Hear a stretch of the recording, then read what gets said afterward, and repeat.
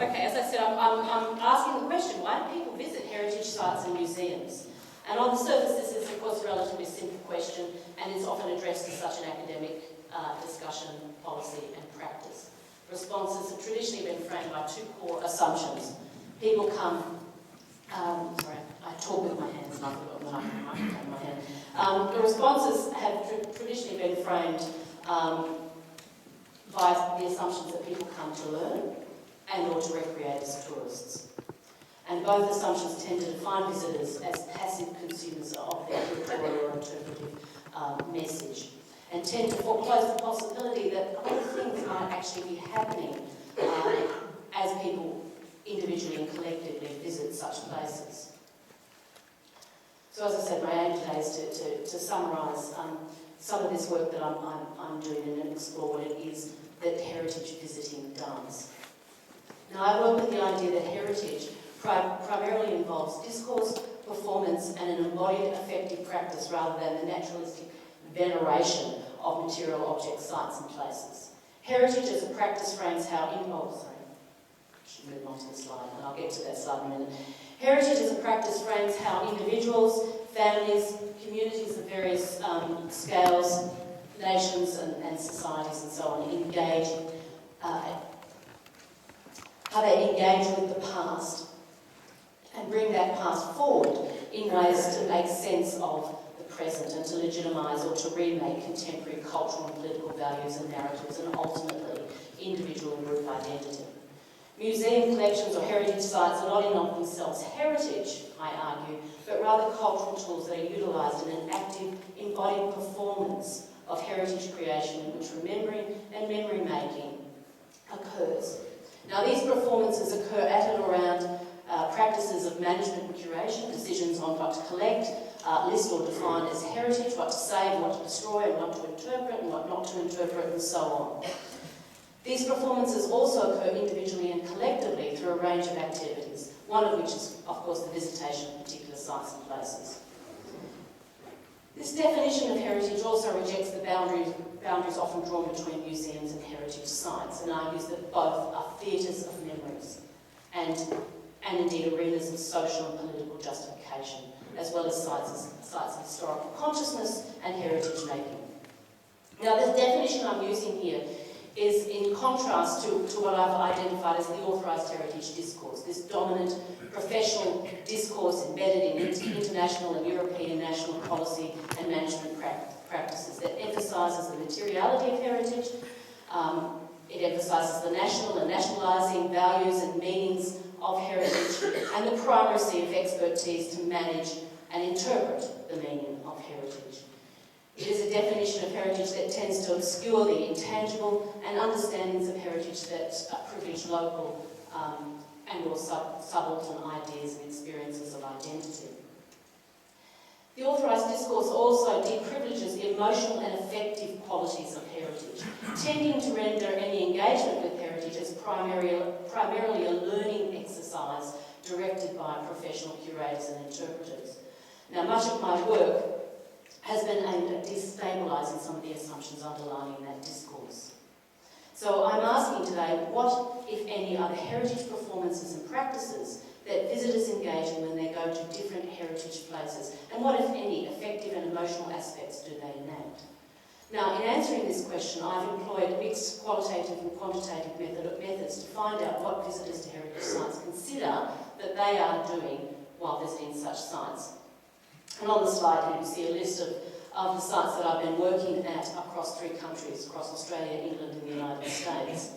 Now I have since 2004 and up until 2017, I've been interviewing people at such places. To date, and I've stopped because it's more than enough. I've interviewed just over 4,500 visitors at 45 different sites.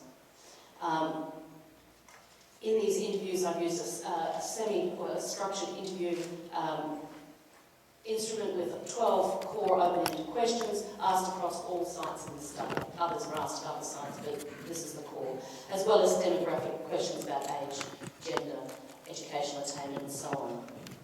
Visitors were convened and sampled on exit, and interviews were recorded and transcribed, and I've just managed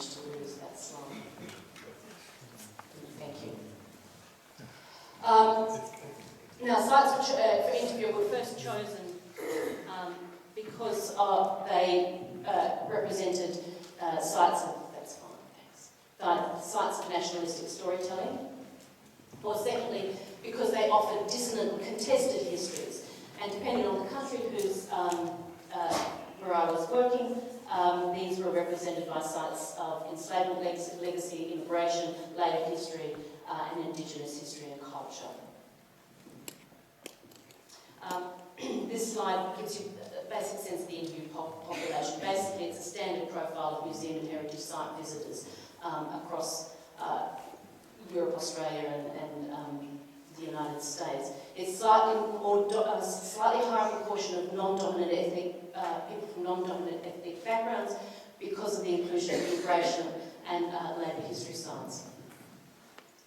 Now, one of the key findings, or the key issues emerging from this data, is that heritage sites and museums are places where people go to feel, where they go to be emotional and manage their emotions about personal, familial, ethnic or national identity.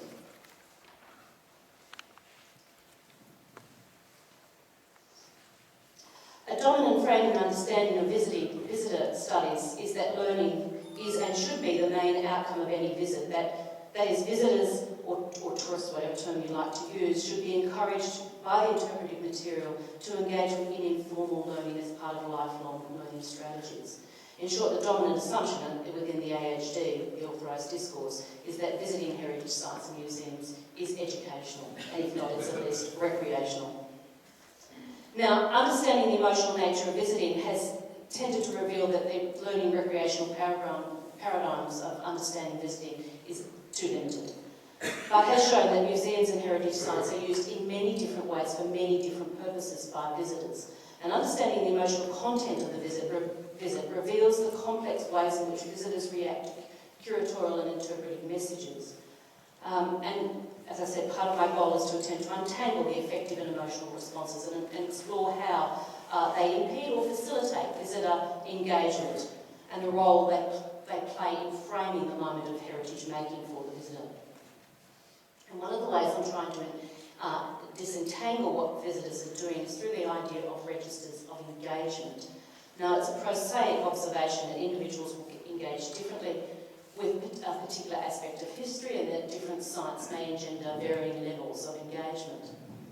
However, measuring different levels of engagement reveals the limitations of much of the heritage and museum interpretation literature, which draws on educational studies that argues deep engagement is more significant than shallow.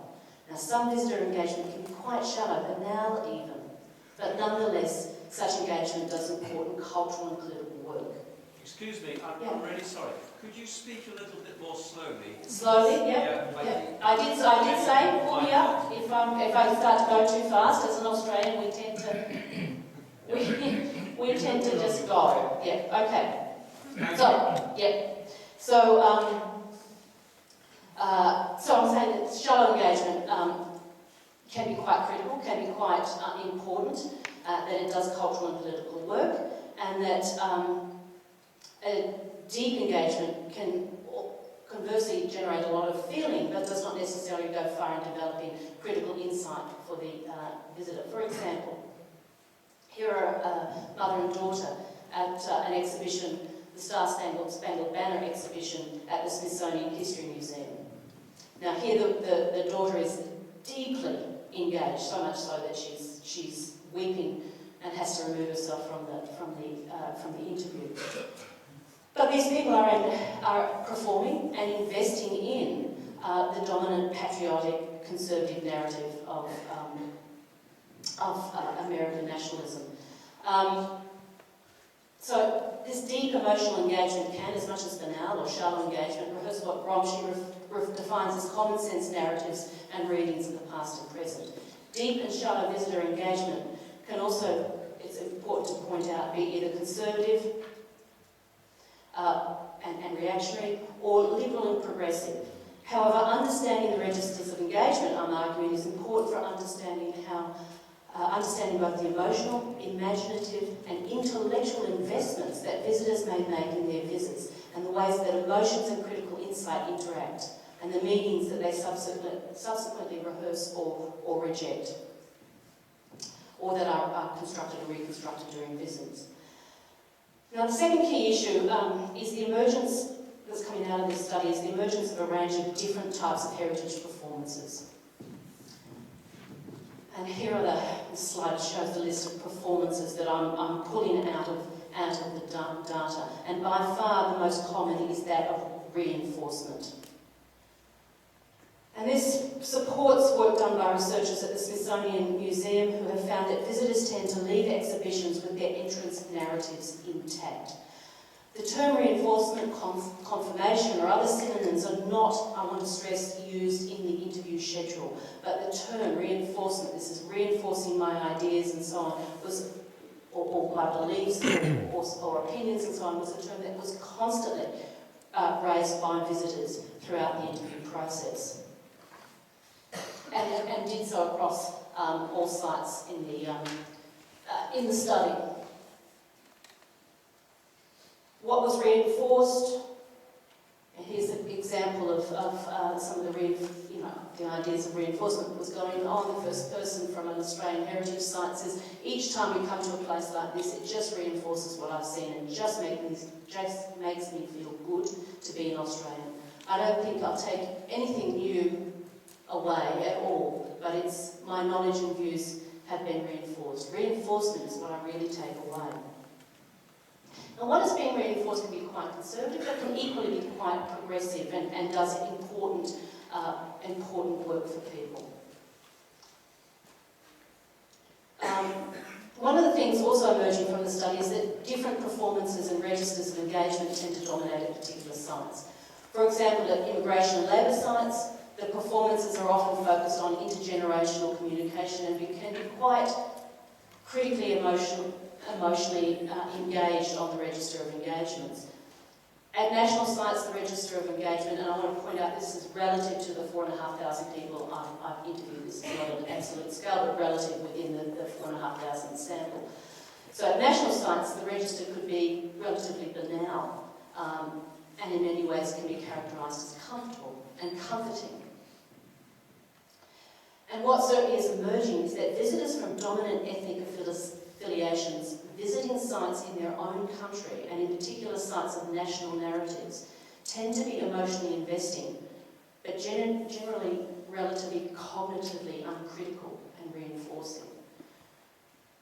Overseas visitors less invested in national narratives will be a little more critically engaged. And those from non-dominant ethnic backgrounds, and those from dominant ethnic backgrounds but with low educational attainment will, in general, be doing on the relative scale of register of engagement, even more emotionally and intellectually critical work, which could be either progressive or conservative in political or social content. So in effect, there is a performance of privilege, which sometimes was conscious but on the whole, sometimes self-conscious and self-critical but on the whole was not, and a performance undertaken in the context of a visitor's sense of marginalisation and misrecognition, which were innately more critical and far more self-conscious. So there is a performance of privilege and then a counter-performance of marginalisation, if you like, going on, for want of a better description. The idea that visits should be a learning or educational experience was often identified by visitors as a reason for their visit, but when pushed a bit to explain, the educational value tended to be largely discussed in relation to children or in relation to other groups, usually microgroups, other than to which the speaker belonged. Now, this is not to say that learning was not important for some visitors, but it was not on the whole what people saw themselves as doing. Rather, as I said, they were on the whole affirming.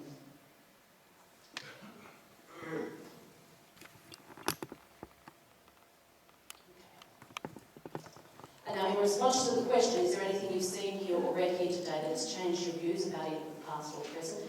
20% of the overall sample said yes. This frequency, however, could drop to as low as 10% at national sites such as presidential houses or stately homes. But in the overall sample of those who said yes, Most were simply nominating that they had gained more information rather than really changing what they thought or felt about sight and the history it represented, as this slide shows. Now, I want to look at some of the types and ranges of performances that visitors engage in, and to do this I want to explore one quite complex visitor response to the question, are there any messages about the history or heritage of America that you take away from this museum? Now, the speaker is a woman visiting the Civil Rights Museum in Memphis, Tennessee. She's with her 12-year-old son. She identified herself as a postal worker from Chicago, a union worker. I'm sorry, could you just slow and described herself as a black American. Right. And she says in response to the question, it really is just the history of it. So to know, and me being a union president and things, it puts me on focus. And being a parent of young kids and a parent, it just puts me on focus to my kids. When I first brought my youngest son here, he'll be 13 next month, and we walked through what the Ku Klux Klan's clothes were. I think he may have been about 4. And when he came through, my first thought was, what are white people doing in their head? Because they know what they did to us. I mean, just honestly. And I'm looking around because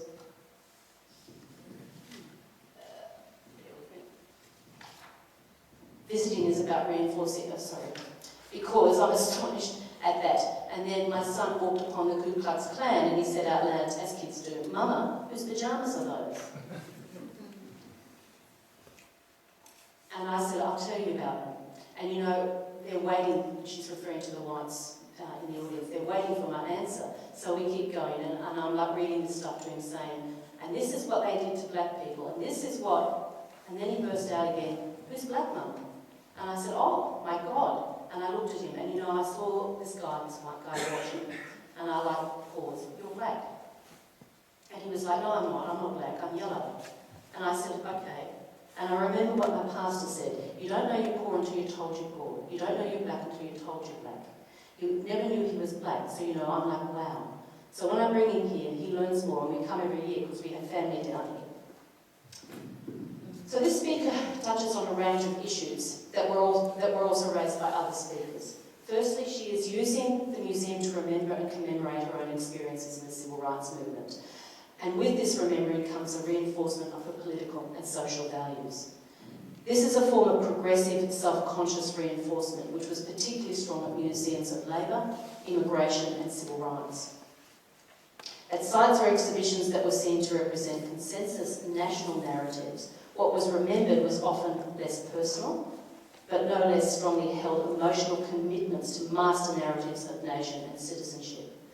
These narratives were frequently maintained and frequently reinforced, even in the context where the curatorial and interpretive message aimed at destabilising and challenging those narratives. I'll come back to that point if I've got time.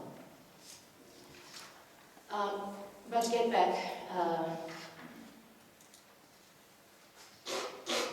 back to this speaker, this is her and her youngest son's 4th visit to the museum, and she's using this and previous visits to pass on familial history and political values to her son. The ways in which museums were used as arenas for socialisation was another significant finding. Museums and heritage sites used as cultural tools in the passing on of familial memory, knowledge and values was one important issue. In some instances, the performances of visiting and where you visited was also something that parents were teaching their children. For instance, visiting presidential houses or state-led homes in all 3 countries was something people from a particular ethnic and socioeconomic background did and were engaged in passing on to their children.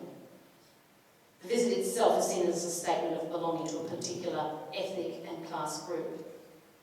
Now, national museums and heritage sites were also used by recent immigrants to all 3 countries to acculturate themselves into their new national identity. Now, I'm going to cut here because I don't have time, but I have some examples if you're interested later, where people were talking about their civic duty in acculturating themselves to their new country. But to go back to the Speaker of the Civil Rights Museum, she's expressed discomfort at the presence of white visitors. Now, in certain genres of museum or site in all three countries, there are often a reiteration that people like to visit sites where they would see people like themselves. In most cases, this is often expressed by politically dominant groups such as Anglo-Australians, white British and Caucasian Americans, being in places where people like yourself as a statement or performance of identity making. However, the reasons the speaker at the Civil Rights Museum is expressing distress at the people unlike herself is more complex, and it's tied to the politics of recognition. Now, I draw on Nancy Fraser and Iris Young to define the politics of recognition as part of pragmatic negotiations over not just social and cultural identity, but the distribution of resources. Heritage, linked as it is to identity claims, is implicated in the way claims for recognition and justification are made and legitimised and de-legitimised.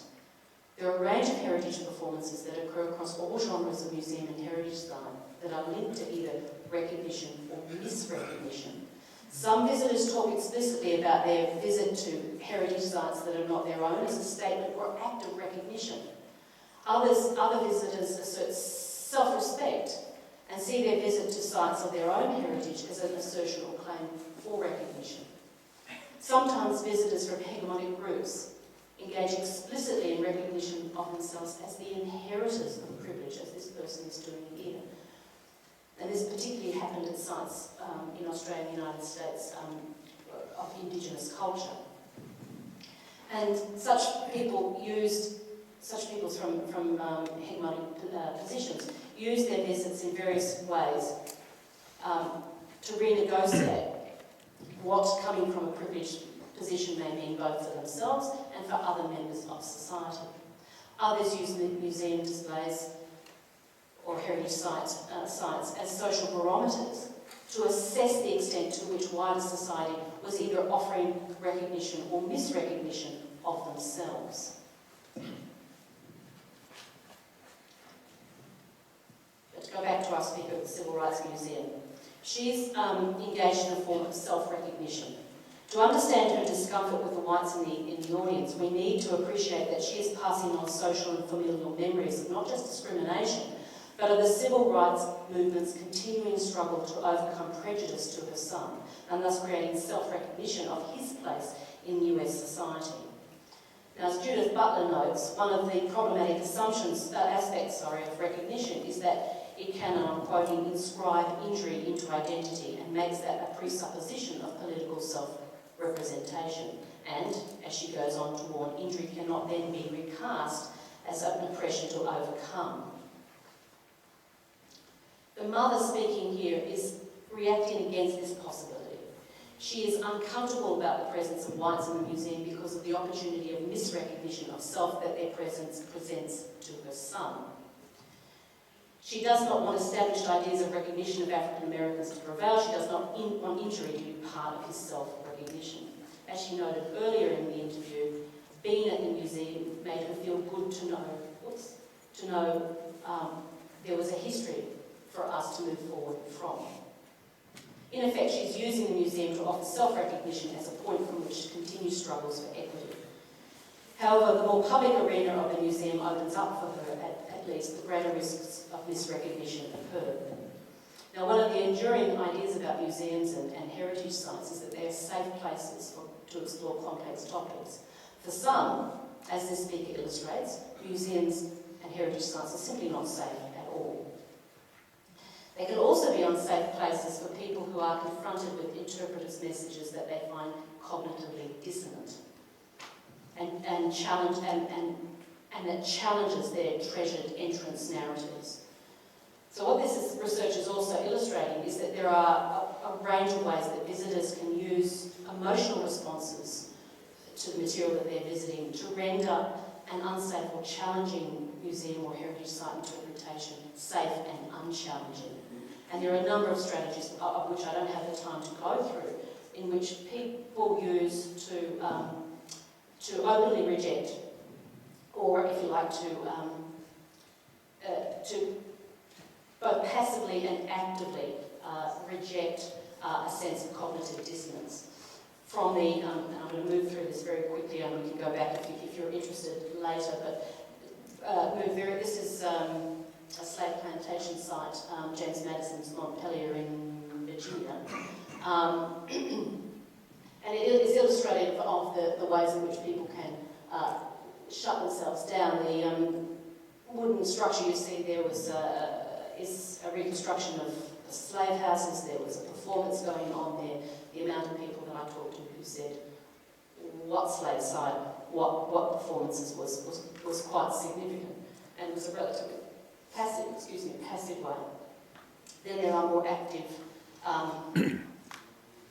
performances of disengagement, in which people use platitudes or what's the word I'm looking for? Cliches, thought-terminating cliches, if you like, to close down their engagement. These are relatively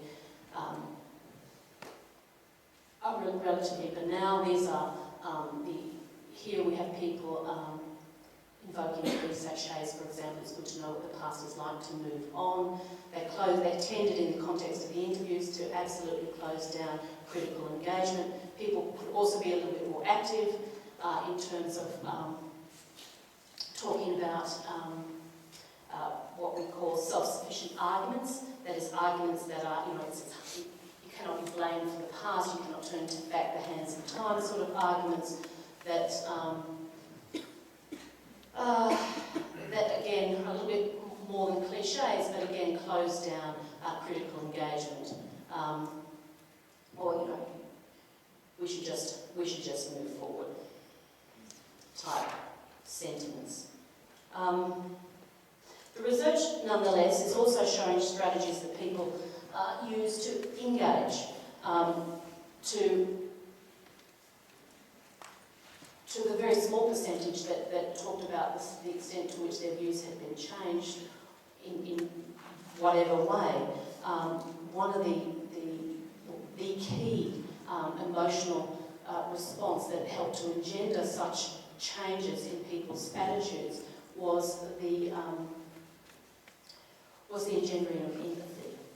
Now, on the registers of engagement in this sample, empathy ranged from the banal and shallow to I've got the t-shirt, I felt their pain, I can move on and forget about it, which didn't, of course, work to change anything, to the deep and sincere and imaginative empathy. So when empathy was linked with sincerity and imagination, visitors who had the emotional intelligence to recognise that they were having an empathetic response and to engage with that and to utilise that, were then very clearly moving on to or entering the possibility of changing their views and their ideas about the past.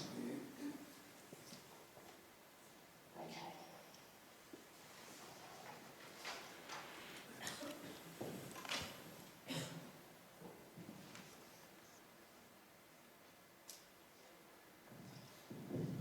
All right, finally.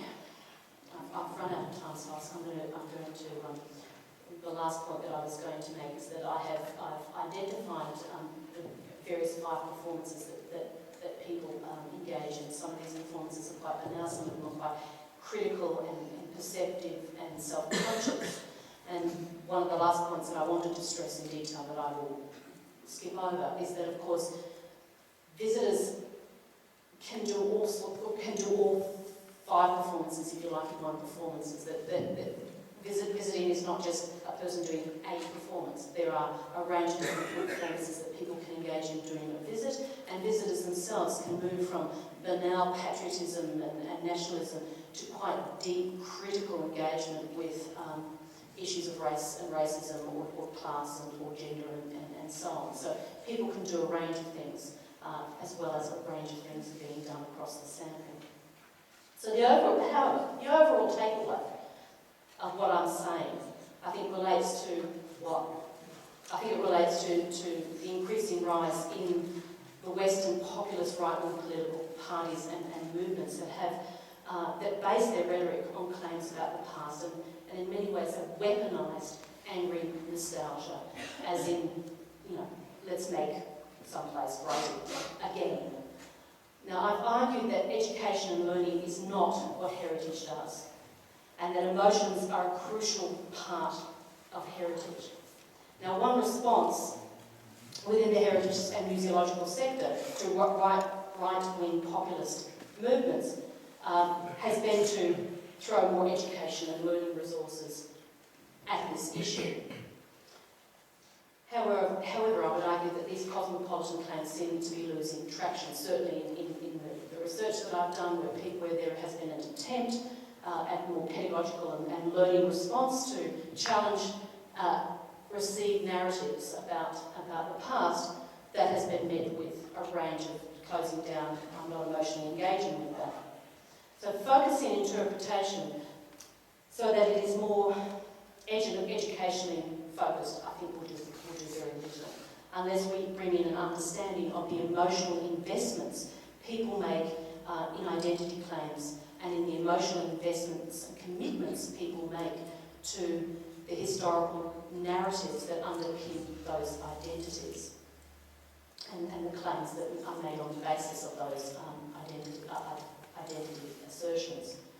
Working with and through an understanding of the emotional content of heritage may be, I think, a far more effective way to obtain critical audience engagement. Thank you very much for listening.